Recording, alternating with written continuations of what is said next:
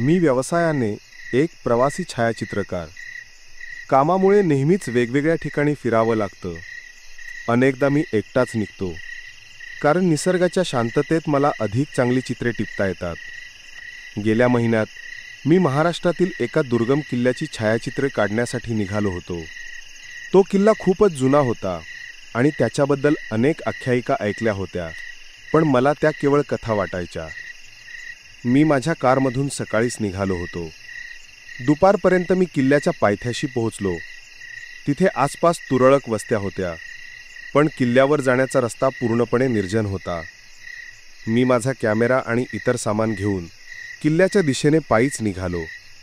जसजसा मी वर चढत गेलो तसतशी झाडी अधिक घनदाट होत गेली आणि सूर्याची किरणेही कमी दिसू लागली.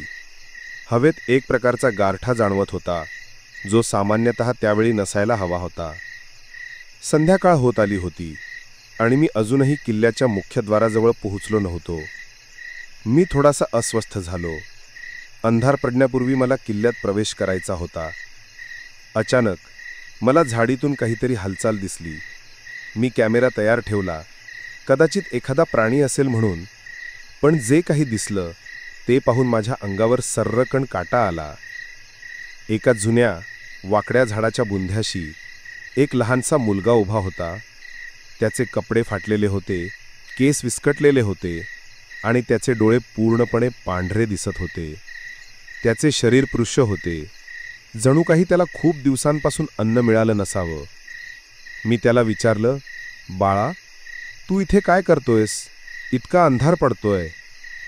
त्याने माझ्याकडे पाहिलं, पण काहीच बोलला नाही. त्याचे ते रिकामे पांढरे डोळे माझ्या काळजात धस्स करत होते. मला वाटलं तो कदाचित घाबरला असेल, म्हणून मी त्याच्याजवळ गेलो.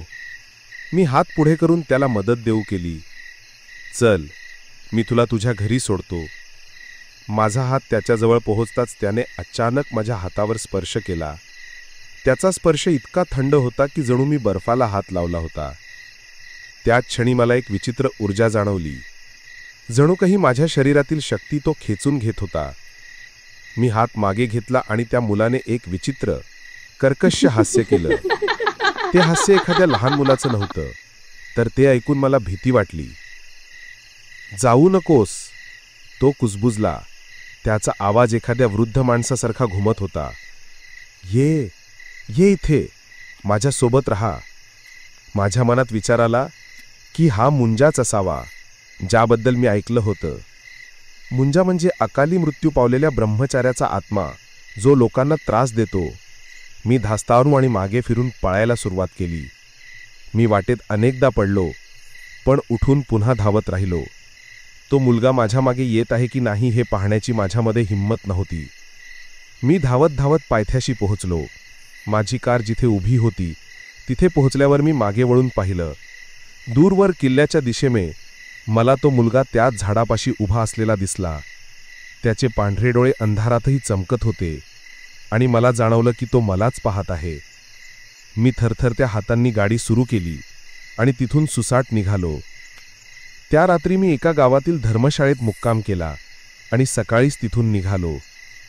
त्या घटनेनंतर मी पुन्हा कधीही त्या किल्ल्याकडे फिरकलो नाही. आजही जेव्हा मी एकटा प्रवास करतो आणि अंधार पडायला लागतं, तेव्हा मला त्या पांढऱ्या डोळ्यांच्या मुंजाची आठवण येते आणि माझ्या पाठीत एक भीतीची शिरशिरी येते. ती केवळ एक आख्यायिका नव्हती, ती माझ्या जीवनातील एक भयानक सत्य घटना होती.